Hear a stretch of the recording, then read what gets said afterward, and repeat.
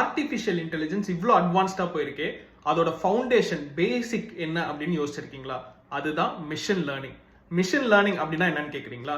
இந்த வீடியோல அதை ஃபுல்லா எக்ஸ்பிளைன் பண்ண போறேன். எவ்வளவு சிம்பிளா வைக்க முடியுமோ வச்சிருக்கேன், பார்க்கலாம். நீங்க கூகுள்ல போயிட்டு நெக்ஸ்ட் வீக் சென்னையில என்ன வெதர் இருக்கும் அப்படின்னு பாத்தீங்கன்னா அது ஒரு ப்ரெடிக்ஷன் கொடுக்கும். மழை வரும், இல்லைன்னா சூடா இருக்கும், எதனா ஒரு ப்ரெடிக்ஷன் கொடுக்கும்.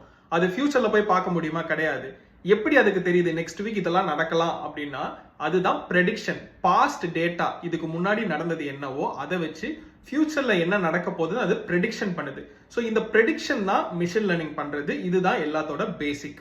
இந்த எக்ஸாம்பிள் பார்க்கலாம். இப்போ நம்ம ஒரு இடத்துல ஒரு வீடு வாங்கணும்னா அந்த ஏரியால போயிட்டு வீடு என்ன விலையில இருக்கு அப்படின்னு விசாரிப்போம். ஃபார் எக்ஸாம்பிள் இந்த டேட்டா கன்சிடர் பண்ணுங்க.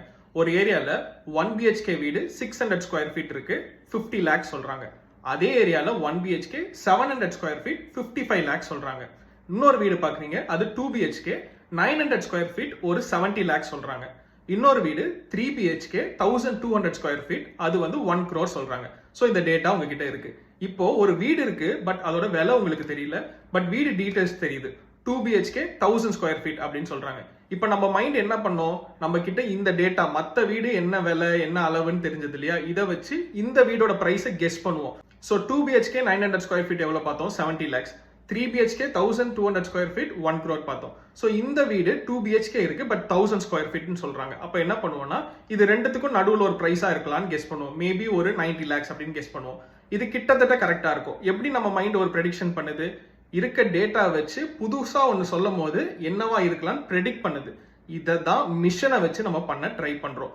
மிஷனுக்கு இதே டேட்டா கொடுக்குறோம். என்ன BHK, என்ன ஸ்கொயர் ஃபீட், என்ன விலை அப்படின்னு கொடுத்துட்டா இதை வச்சு அந்த மிஷின் லேர்ன் பண்ணும், ட்ரெயின் ஆயிடும். ஸோ புதுசா ஒரு டேட்டா கொடுத்து 2 BHK 1000 ஸ்கொயர் ஃபீட் அப்படின்னு கொடுத்தா அதோட பிரைஸ் என்னன்னு கெஸ் பண்ணும்.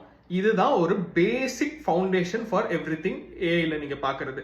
இதை வச்சுதான் மிஷின்ஸ் ஒரு ப்ரெடிக்ஷன் மேக் பண்ணுது. அந்த ப்ரெடிக்ஷன் தான் நமக்கு வர ரிசல்ட்ஸ்.